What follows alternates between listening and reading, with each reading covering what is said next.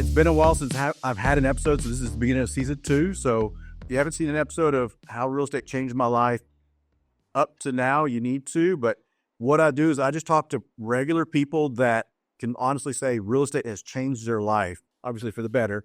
And today I've got Nick Sicilian on, and I can guarantee you this guy has a lot to teach about real estate. He's done a lot of different things. He's kind of a visible guy, and I'm not going to give any spoilers away, but Nick, if you want to tell us about you, and let's see how it goes. I appreciate you saying that. It's funny because as you were talking, we were chatting beforehand, and then we're like, all right, we'll start. And as you were saying that, I was real quick trying to get a text message out because I knew we're starting this, and I'm just trying to get a deal closed right now. So it's like real estate is something that if you want to be successful in it, don't think you're going to work less. All right. Like everybody gets into this thing that they're going to be able to do things and have their time back. But no, if you want to be successful in anything, you got to be busy. So I think thanks for coming on, man. Thanks for having me on here. No, I think that's a good point. A lot of people jump in and think, hey, I'm going to be a real estate agent, make a lot of money real quick. Or I'm going to go flip houses real quick and real easy. Or I'm going to wholesale real quick. I'm not going to say it's hard. I'm not going to say it's easy, but it's a lot of work, like you kind of mentioned earlier. And it's not just sit back and wait for all these deals to come to you. You have to put effort in, just like anything else. What you put in, you get out. And I think you and your family have shown that you put a lot of effort in, so you get a lot out. But tell me a little bit about how did you get started? How did you and your brother how did y'all get started into real estate? How did that happen? So we all got started very differently. Tony got into real estate about 20 years ago. I went the whole 9-to-5 route, right? I needed college. I thought I needed to go to college, get an education, and then go work in the 9-to-5 world. I thought that's everything you did in life. If you didn't go to college, you were a failure, right? Like that's the whole growing up mentality. It's not. And that was one of the biggest wake-up calls when I finally got into real estate. And that's why I've been so vocal about it.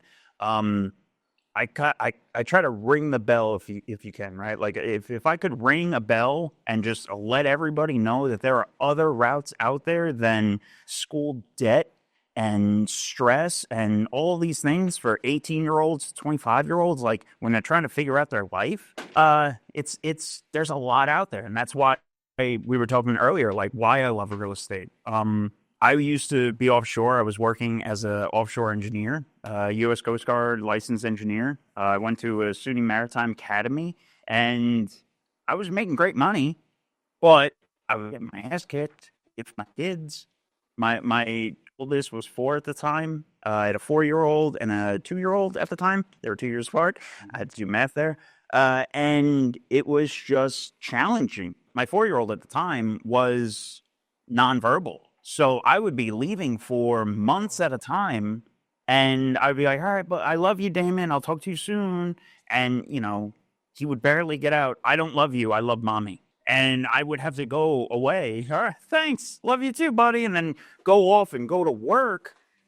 And that would eat me alive for weeks, right? I would sit there and I would stay awake at night, and I'm living more than half of my life. I'm living in a single bed, right? I have a family, I have a wife, beautiful kids, but I'm sleeping in a twin bed on a ship, making $200,000 a year. So what can I complain? But what am I sacrificing for it? That was the big wake up call for me. So I burnt the ships. I jumped wholeheartedly into the real estate industry. I cashed out my 401k and I went full time into real estate, learning something completely different, right? I'm going shipping, engineering, wrench turning, all mechanical stuff. And now I'm talking real estate finance numbers and talking about rates. Problem solving, that was a good background to have for problem solving. So that's literally what I use. And Tony, every time we sit down, they're just numbers, right? It's so problem solving, working through deals. I found my way very easily in that. It was difficult talking to people, but that's something you can train yourself on. So what was the first deal you did? Tony and I, so when I first got into real estate, I was actually a lender. I got a shop. I went and I worked at a shop for a hard money lender. I was working as a loan officer and just trial by fire, literally analyzing every deal I can get a hold of. going on Facebook, hitting people up, talking about new rates, analyzing deals. About a year into doing that, we finally had a deal fall across our lap in a sense, right? Where it's like, all right, a wholesaler sent us a deal. Let's run the numbers. All right, it makes sense for us. Let me try this. That was in 2019. That deal took 8 months. It was only supposed to be originally like a 4-month rehab. It was in Farmers Branch, right around the corner from the office, and complete nightmare. The rehab, which was originally supposed to be maybe like 55,000, turned out to be 120 or something like that. Yeah. We bled for 8 or 9 months, and then we made $5,000 on the deal, which is a home run, right? Like, looking back on it, I'm so happy that we were able to pay our hard money lender off, pay off our private lender, make some quote unquote profit. But all that is an education. Yeah. Being in I think hard money lending is probably one of the best places to learn, because you see so many deals. You get all these people that are bringing stuff. You get to analyze it. You get to see befores and after. And then you're going to have these wholesalers that come to you and say, hey, I got this deal. Do you have somebody that's willing to buy it? And so I used to wholesale houses, and I would bring it to a hard money lender saying, hey, here's a deal. You got somebody that, because it was a lot easier to just go straight to the hard money guy, because he already had people lined up as opposed to trying to find buyers, and he knew that they had money. So I could see a hard money lender being in a great position to get deals at the start out too. Even today, when we got into real estate, and then we started helping people. Even today, when we're talking to people in our REIF community, which is on Discord, the first step, everything that we quote unquote teach or we just show, is using a deal analyzer.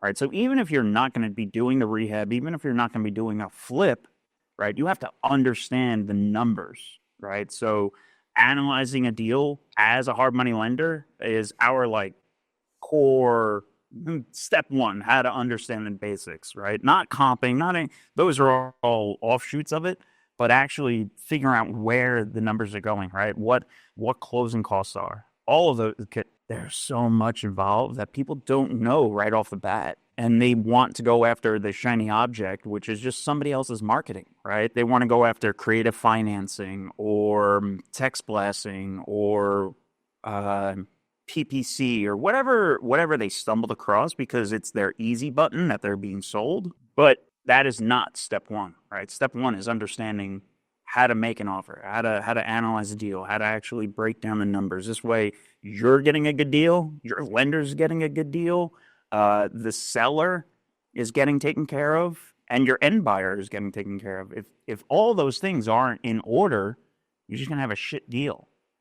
And somewhere down the line is gonna take that domino, right? Like, it's just, maybe the wholesaler gets out of there and maybe they make their money. Maybe the flipper had to cut some corners, so then they make their money. But then that end buyer has a shit property that was rehabbed, and right. So eventually, somewhere along the line is going to have to take that hit. So your first one to the flip, right? So you sold it. So are you flipping? Is that your main business, or do you hold long-term rentals, or are you holding notes? What are you doing? So we preach. And we operate as a deal-first approach, okay? So when rentals were all the crave, we were trying to stuff as many as we could, right? When the refinance boom was going, we stuffed in maybe 7 or 8 in that year.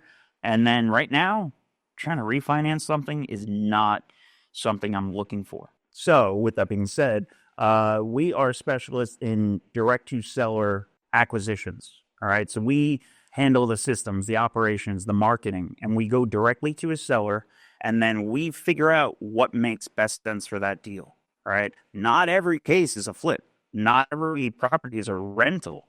So every one you have to come down and kind of make sure it makes sense for everybody. Currently, right, to go back to your original question of what we're doing right now, our business right now is currently doing, I would say, 50% wholesale deals. Out of everything that's coming in, we're doing on average about 30 deals a month. I would say about 50 of them are wholesale transactions. That has gone drastically up. Previously, we were only doing like 20 to 30% wholesales.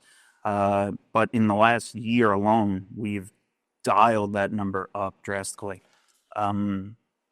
Anything that we're not into and out of within 90 days, I don't want to be a part of it. We're very market driven. So I don't know what's going to happen after the election, which is just next week. And this podcast is probably going to come out after the election. So we still don't know one. Exactly, right? Like nobody knows what's going to happen after Christmas, right? So, and that's my point. January is a huge unknown where we're in an election cycle, and not to get political at all, but in an election cycle that nobody has seen before, right? We are in giant unknown territories. We have a lot of global things going on right now that are going to influence everything. We don't know what's going to happen, who's going to win, if we're going to still be sending money overseas, if we're not, like nobody knows. So right now, a lot of real estate is being held on the sidelines, which is getting very frustrating for a lot of people. I can't wait for the normalcy to get back to working order. And this is the same thing we saw the last election cycle too. So it's just a bad time in a funky cycle. Everything that we're trying to do is in and out less than 90 days. We do a lot of note deals too right now. We do a lot of creative financing and note deals. And then we work with private funders or private money to shore up notes, as opposed to then building a rental portfolio. Now, are you holding the notes or are you selling the notes off? Some are, some we are, some will turn around and sell. The same thing as what I said before. We really stress a deal first approach. If that's a note that's a little outside of our reach, let's say, if it's not in our geographical area, if the property is just not something we want, then we'll sell the note, even at a discount, take our profit. That's also another way how we had to evolve. While wholesaling is getting tighter and tighter and tighter because the market's changing, how can we kind of sat down and like, all right, how can we make more money by doing the same transaction volumes, right? Like we're not trying to increase our deal flow or anything, but how can we make more money out of the deals, right? So if the whole goal of a flip is to make a lot of money, maybe it's a little bit stressful, and the whole pro of a wholesale is to be, maybe it's a little bit less money, but there's no skin in the game. Well, how can we bridge the gap of the two? And that's where we started coming into it, doing creative financing, creating notes, and just selling notes on the discount. We're able to make a flip profit at a wholesale, at a wholesale phase, right? Like we're not actually putting in it. Yeah, exactly. So for risk value. I think that's fascinating. I'm very aware of notes. I used to be a bond broker, so I saw, I understood, the back end of mortgages, CMOs and such. And I've had a lot of people on here that have talked about wholesaling houses, flipping houses, buying long-term rentals, the BRR. I don't think anybody's talked about notes or creating notes. Can you, for the people that aren't familiar with that and everybody wants to learn, what is it when you say you created a note? What does that mean, and what does that look like for an investor and everybody involved? So from a very 500 altitude, right, whatever that saying is, right, from a very broad spectrum, what we're able to do, because we have private capital and people involved, right, because of our connections of relationships, we're able to do these things. The things that we do, I try not to market it, right? Market them. It's not something that I'm like, oh, look at us, we're doing this and that. It's just, hey, this is what we do, and that's what we always discuss in our Discord, right? Like we'll show you what we're doing, how to stay successful, and how to not lose your ass in the upcoming market. With that being said, it's very difficult. It's not easy. This isn't a quick transaction that we're doing, right? So I know I compared it to wholesaling and the risk factor, but at the same time, we're setting up the expectations with the seller. Hey, listen, Mr. and Mrs. Seller, this isn't going to be a quick thing. We can get this done. My cash offer obviously isn't going to work for this, but I can solve all of your problems, all of your headaches. You're just going to have to stay with me a little bit longer while I find a buyer and yada, yada, yada. Now, this transaction might take 3 months, right? As opposed to a 30-day wholesale. So there's a lot more time frame involved. It is a lot harder, a lot more burning calories. What we do in that sense is we're coming down, we're creating the note, we're structuring it where it has to make sense. What I use for it has to make sense is we make sure the P&I, principal and interest, is in line with market rent. Okay. So the way that we look at it is if somebody can afford, let's just use $2,000 as a value. If $2,000 is market rent, at the same time, they can take that $2,000 and then go put it toward a property for principal and interest. Taxes and insurance are always extras because that's based on their qualifications. But if you can do that, like somebody will absolutely do that. Like that's the bar. Everybody was like, well, does this make a good deal? The first indicator, if it's going to be a good deal, is if you can match your P&I up with your market rents. The second thing, and a lot of times this is where people get it wrong, is in order to do that, they're doing it at a rate that doesn't make sense. What I mean by that is if your goal is to sell that note eventually, you have to think who's going to buy that note. That note has to make sense, right? So they're forcing the P&I to match the market rents, and in all reality, it's not a deal that makes sense, right? So traditionally, with these type of deals, you have to have a higher rate. Otherwise, why would somebody want to buy it and trade on it? Yeah, almost double digits on a private note. I mean, right now you can go to the Fed and get what are Treasury notes at? I think over 6% right now for a 6-month term. So that's pretty safe. Why else? Why wouldn't somebody go put money there as opposed to your deal, right? You have to make it enticing for them. And then while we're doing that all on the acquisition side, running all these numbers, calculating it, we have an entire team on the sales side, building up buyers lists, working with vetting buyers, making sure they have enough money to bring down, money to closing, all of this. So you're constantly building a list of buyers that only fit this one criteria.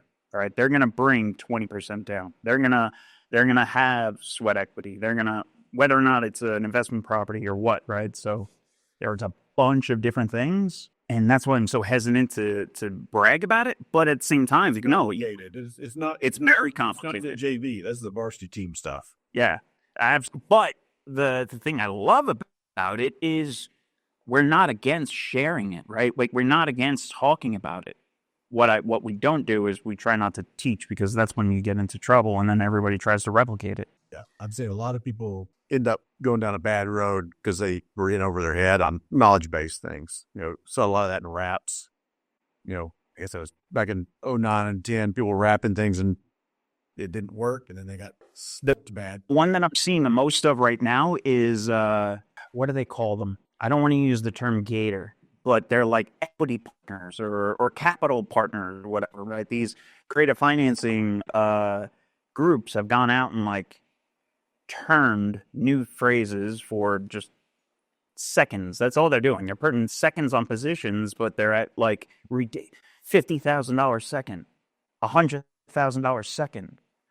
That deal is not a deal, right? Now you just put a second lien on something that you're not actually going to get your money back on, but you were promised is a good deal because you bought the marketing. So it's very distasteful when I see that type of stuff. I mean, we hear it all the time. We talk to a lot of people that want to get into real estate to get out of the 9-to-5, right? They've worked their entire lives building up a life savings, having a Roth or an IRA or something, and they want to put it to work. They want to grow, but they don't know how. Well, they don't know how, so they might go to the wrong places. And then there's so many people that take their money and then they don't have anything at the end of the day to talk about. Heartbeat. That's the sad thing. Well, and I love that every month you host a meetup group of people that want to learn how to get into real estate. And so you want to talk about that? Maybe it's Dallas Worth folks, but I think it's anybody that's in DFW or North Texas, That's the only reason why it's a free invite to everybody. I just say that because that's our location. But every third Thursday, we host an event in our office. In January, I'm going to be blowing it out. I'm going to be looking for a new location. But it's every third Thursday. We call it the open office event. And it's literally, hey, come on in. We're going to network for an hour, drink, pizza, whatever, cocktails or waters, sodas. And then we're going to sit down. We're going to pull up chairs. And we're actually in a round table and find out what's going on in the market. Okay, there's no one single speaker. I don't hold the mic. TJ doesn't hold the mic. We literally, quote unquote, pass the mic around. Like we try to force people to engage with us. And there's a lot of times there's first timers that are there. They're asking questions. There are people that are doing deals and selling deals and having problems with title issues. We rotate. So we've figured out that every real estate transaction for single family, at least, let's just talk single family only. There's acquisitions, there's dispositions. So there's buying and selling. There's marketing. So this month's meeting is just going to be focused on marketing. And then the last one is underwriting. So title and lending underwriting. So this month we're going to be sitting down, pulling up chairs, just talking about marketing. We'll ask questions like, what are people's return on ad spend? What are they seeing being the best?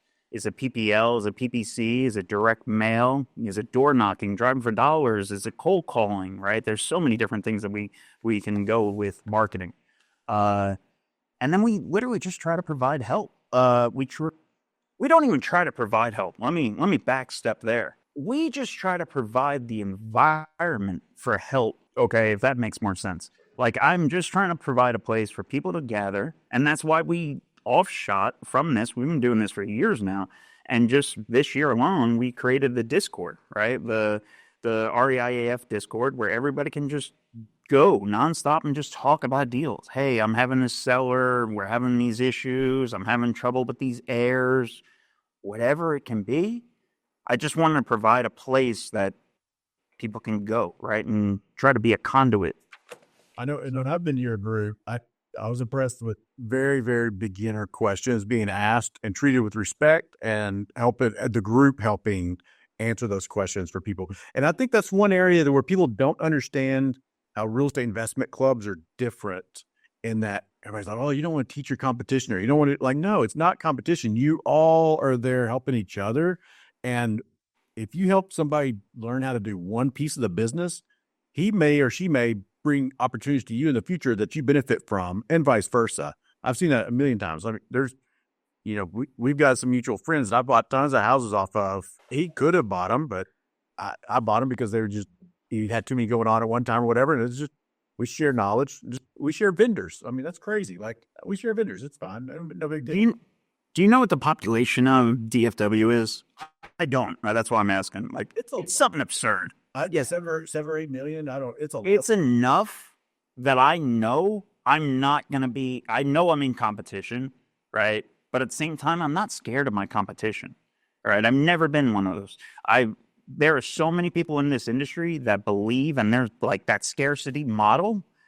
That's what they believe on. They get people, they hire them, they get them to sign all these documents saying that if they ever leave, they can't work in the industry again. Like, it's so disgusting.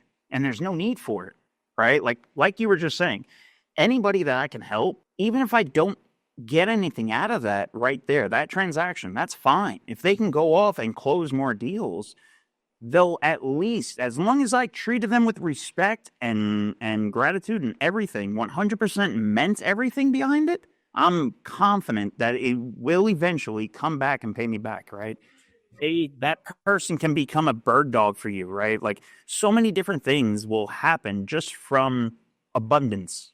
And a lot of people talk that word, but they don't actually understand what it means or how to use it. So I think DFW Metroplex 2023 population 6.5 million. So it's definitely 7. Like, it's got to be that. So yeah, I host it's only climbing. Yeah. So I'm in Dallas-Fort Worth also, and I've got a property management company, as you know, and it's sizable. It's a larger one. And I host a meetup every month, last Friday of the month, of other property managers. We'll have sometimes 10 other property management companies, owners of those companies, we'll meet for breakfast and just talk shop. And I can honestly say I don't think I've ever gone up against one of them when I'm trying to get business, because there's so much out there. There's so much out there. And my thing is, like, if I several of them, I actually helped them build their business from nothing to being, it feeds their family and everything. And if it doesn't fit for me, I might throw a referral to them or vice versa. And my whole thing is I'd like to, maybe I'll buy them. Maybe they want to retire, whatever, and I can buy their company. I'd be very open to that. So if anybody listening has a property management company in Texas, I am in the market. I'm absolutely interested in purchasing. One of the first things I got in when I got into real estate, right? Tony started bringing me to his, right, because he's been in the industry forever. He started bringing me to his masterminds, right? These are private groups that they weren't paid. They are just a group of old guys with a lot of money because they've been doing this for a lot of years, and they just share knowledge and breakfast, right? They're not going against each other. And it's such a wake-up call because that's literally what it's about. It's staying ahead of the curve. It's, all right, well, what are you guys seeing today? What do you think is going to happen in 3 months? When this happened in the 80s, what did you do, Scott?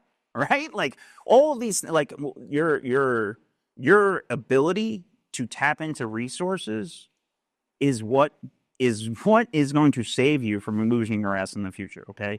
If you start out in this business and you just try to burn bridges or try to keep things secret, try to hoard everything to yourself, we'll do deals with people through Discord they're gonna make 15 grand and it's just a handshake, right? Like I'm not sending the contracts, like we'll help them dispo it, whatever. But I have faith in my abilities, what I'm bringing to the table. And when they're first starting out, people don't actually know their worth. So they're worried how this next person can take advantage of them, right? How is this person gonna make 5 grand or 10 grand off of me? As opposed to how can I make this person make 5 or 10 grand with me, right? So it's just a mentality shift that people have to make, I think. So what were some of the biggest challenges getting started? Time. I'm a big 9-to-5er, right? I don't want to say military guy, but like that was my structure in a sense. So when you unplug from that and you're like, all right, well now you're your own boss. Are you still going to set your alarm? Are you still going to hold yourself accountable, right? All of those things. So in the beginning, trying to maintain what I've built as far as in here, right? As far as structure and, I know to be working, which is just waking up, making your bed and going to fucking work. In the beginning, I'm working on phones now. I'm used to working with my hands. So now I'm sitting at a desk a lot and like trying to make sure I'm being productive. It's difficult for a lot of people. Yeah, I think that is probably one of the biggest things is I see people try and start, but they don't know what to do. Just do something because they just sit at the computer, but they don't know. They just need to do something. And it's also like you're putting 80 hours a week in. Like, yeah, you get to choose which 80, but you're putting 80 no matter what in at first until you can have that luxury. My biggest lifesaver, and I didn't realize until well into it, was Post-it notes. All right, if you ever see me, I'm always got a notepad with me. But in the beginning, right, like trying to remember to always bring a notepad. But Post-it notes, if you go near my computer, they're just everywhere, right? Like 123 Main Street, I have to follow up with the seller. Post-it note and just put it in front of you. Being able to take it out of your head and just put it in front of you in a visual way, just so you don't drop the ball, that was a huge thing for me. And that's something I drive home to the team, right? The kids, I'm like, where's your Post-it notes? Where's your notebook? Like, where are you at in the day? When you first wake up or when you first start going to work, take the first 10 minutes, 15 minutes for yourself. Like, I don't want you working right away. Take the first half hour to yourself, breathe, get set up, work through what you're going to do for the day, and then go crush it, right? Like, I don't need you in here, and I'm not going to be whipping you and getting you to work, but, like, I'm going to help you be productive any way possible. Yeah, so, that's some of the folks on your team. You got some smart people. We try to keep that out of their head. We try to not let, because once they get inflamed, then they're just lackadaisical. Well, I think what it is they just seen it's how many reps you take before you're an expert, and it seems like they've gotten a lot of reps in really fast at young ages. That's what I've kind of noticed compared to most people. Yeah. That goes down to everybody, though, right? Like, that is something we preach. When you're first starting this, and if you're, all right, I'm tired of doing XYZ. I want to get into wholesaling. I want to get into real estate. I want to be a realtor, or like whatever your goal is. You have to, starting out, just put in the reps, right? Go, if you're driving and you see an open house, stop and walk through it. Even though you're not going to make an offer or anything, but like start putting your mind in, all right, this is what a finished house looks like. Then run numbers on it. Yeah. That's what I do is like, oh, this is the finish shot they did. This is the colors. Like I remember one of the groups told me, like, go to those new builders, the DR Hortons of the world, walk their house and just make your house look like theirs. Same paint color and everything. Yeah, I mean, that's all you got. But you got to walk into those houses to know what it actually is. There was a photo. My favorite transition is for people that get into real estate because of HGTV, and then their first buy call, right? And it's just the complete opposite, right? It's more A&E than HGTV, right? It's just bottles of piss everywhere and family counseling in a sense. That is my favorite, like, wake-up call when you take your first newer acquisitions person on a buy call, and you're like, hold your breath. We're going to be in here for a while. Where's your respirator? That reminds me, you're jogging my memory. Your claim to fame right now is you're Mr. Get Rid of Squatters. So, unfortunately, yes. Tell us a little bit about that. I think people would love to hear these stories. Hey, he went viral for saying the most New York shit ever, which is GTFO, right? Like to be PG on here. We had a house that we were flipping. This was a couple years ago now, when flips were great. We had a house. It was just completely finished. It was on the market, ready to be listed. It was actually being shown that day, and we got a call from the neighbors. Our dispositions girl got a call and was like, "Hey, somebody's walking around your property naked." I go, "What the hell?" I'm like, "No, nobody lives there." Like, so Tony and I get in the car and we hightail it over there. If somebody's naked at your house, you're gonna be there, right? Like, that's a good time. I might as well. Thankfully, when we got there, everybody was clothed. But for some reason, I was like, well, everything we do, obviously, I got the damn studio. Everything we do is media. But I was like, let me pull up my phone and record this just for my own safety, right? Legalities, right? Like, I'm about to, quote unquote, kick in the door of my own property. I don't need anything to come back and blow me in the face. So, pulled out my phone and just started recording, and literally knocked on this door, and she answered the door like it was MTV Cribs. She thought she lived there. There was two people. They just got out of rehab that morning. They were walking down the street and it was bulk trash day. So they were literally walking down the street and just going shopping.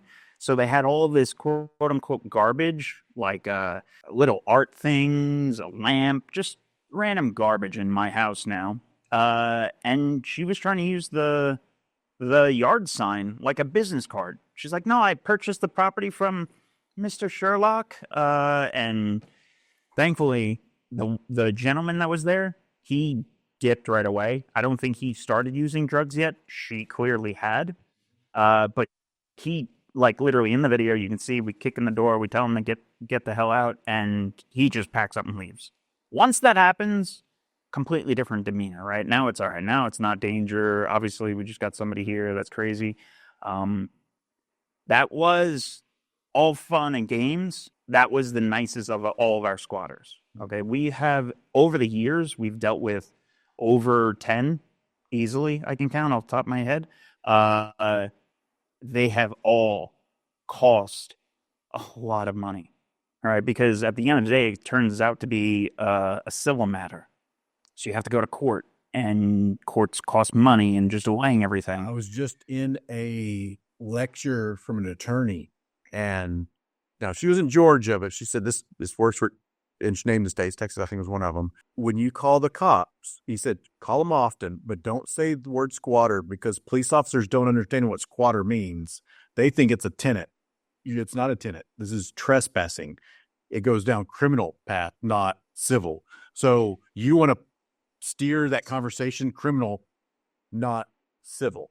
So that was her take. And she had some pretty good examples of when she would go to court and the judge was like, okay, so let's go ahead and give them a 30-day notice, blah, blah, blah. She's no, we're not going the civil route.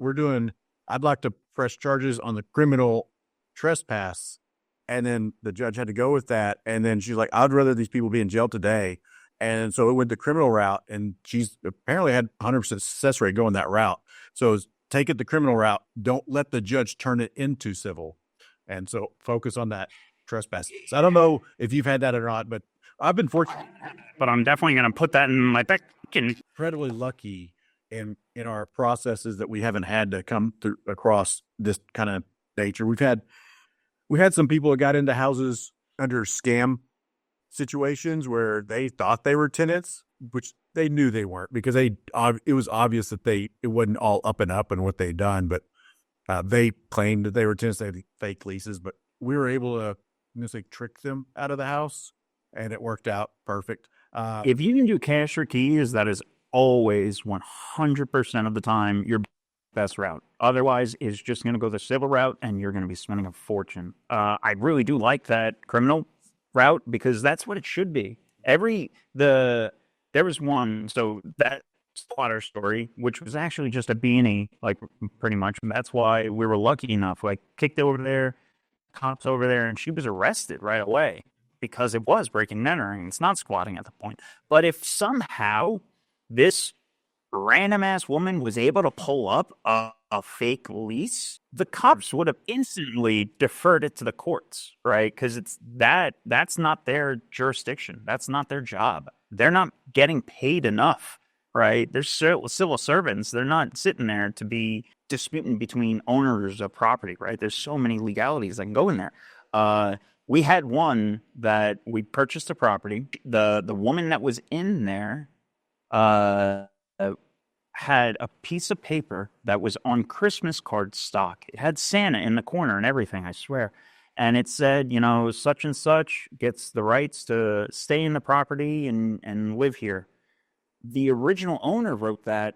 She died years before, and then the daughter was trying to sell it, and that woman would not move out. She kept on saying, no, the woman sold me she gave me the property. We purchased the property, and then that case got held up in court for over 2 years. We had to pay taxes, we paid insurance, we had holding costs on it, everything. We didn't know that everything beforehand, right? That was all come to find out later, that she had this magical paper. But it's really crazy what they can do with just a sheet of paper. And there's absolutely zero ramifications for them. I know. It's not they get away criminal. They're not gonna, there's no back fees or anything like that. They get to live in properties for 2 years without paying a single dime to anything. And then they walk off or they go down the road and they do it somewhere else. So yeah, it's really insane. I'm very careful. It's either vacant, and if it's not vacant, it's tenant occupied. I got to have everything in writing, and I've got to have a, was it a stipple? Is that how you say it? From estoppel letter? Estoppel letter, like from the tenant saying, nope, I'm a tenant. This is what I'm paying rent to verify everything. And so far, never had any challenges, but that's been my CYA because we had I don't know if you know Steve Blasco. I've seen him go through some challenges years ago on purchasing a property that had a tenant in it that claimed ownership, went down a very similar route as you. That was ridiculous. And just thankfully, we're in Texas, right? Thankfully, we're in Texas where it's not, there's no squatter rights, quote unquote. Even in Texas, it can still take 2 years, 3 years to squash all this out in the legal system. That is the shit. Brothers after them. Even busting kneecaps doesn't work. Yeah. I've tried it. Thank God we're not in New York, or another state that is pro. Yeah, California and Washington, or what the word he said, whatever. That's a completely different animal. But that's why all the people in California and Washington that buy real estate buy it here, because this is the place to buy it. Yeah. Well, I don't want to take up too much of your time. This has been amazing. I love visiting with people. So there's people listening to this podcast. They're like, I don't know anything about real estate. Do you have to be rich to get started? Do you have to read a certain book? Do you have to take a certain college class? Do you have to be a mortgage officer first or whatever? So what advice would you give them real quick on, like, is there anything that should be holding anybody up from stepping out into real estate? Either the first thing that, or whatever. Yeah, no. Nothing should stop you from getting into single-family residential real estate. All right.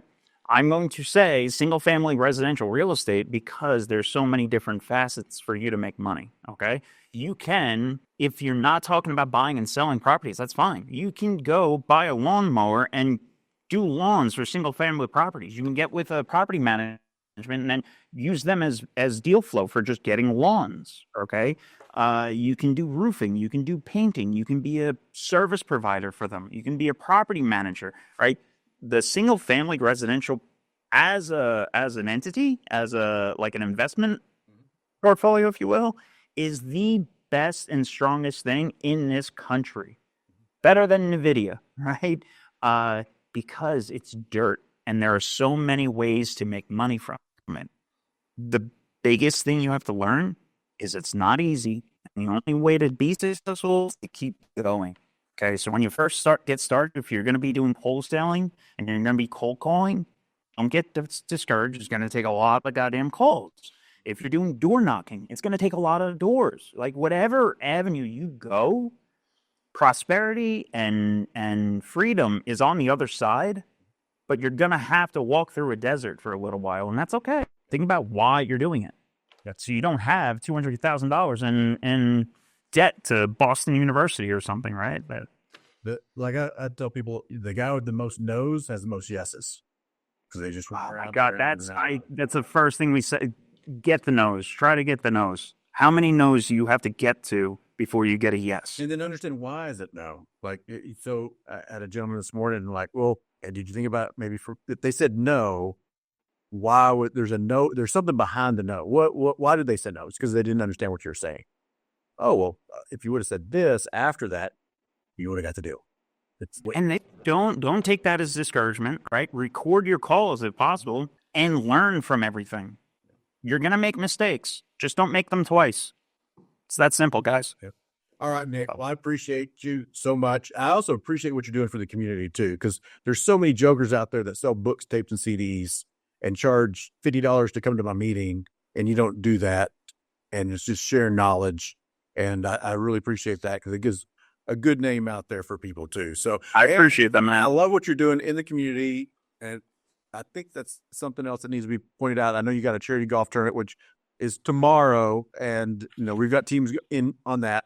I know this is already going to be history when this comes out, but talk about what that is and what it supports. And then, so maybe next year we'll catch up on. Yeah. So this is actually our second annual. So next year we'll have our third annual. So it's perfect anyway. But this year is our second annual charity golf tournament. Me, or REIAF, and BK Real Estate, Brittany Kosov, they're an amazing brokerage. They have over 90 agents throughout Texas. But we're just hosting our second annual golf tournament. Everything, 100% of the proceeds goes toward Cowtown Warriors, which are veterans who volunteer to help veterans in North Texas. So they're 100% not for profit.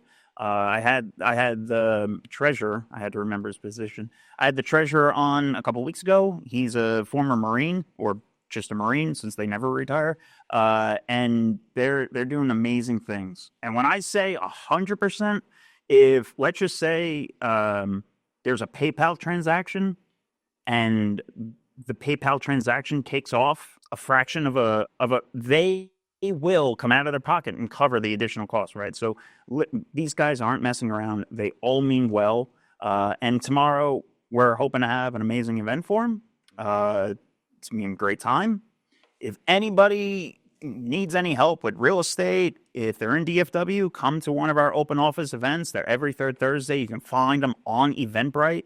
And if anybody needs help with deals, getting deals moved, closed, sold, anything, you guys really You should join our free Discord server. There's over 150 people in there. Somebody on Monday's call, we helped them close up a $15,000 assignment. So there's absolutely no reason for people not to be in that. And I will put your group information in YouTube notes or descriptions. And if there's other places I can put it, because this goes out to all the different podcast channels and then YouTube. So we'll put it out there for you. But again, thank you, Nick. I appreciate what you're doing. And thank you for sharing your time and knowledge with us. I appreciate you. Thank you so much, man.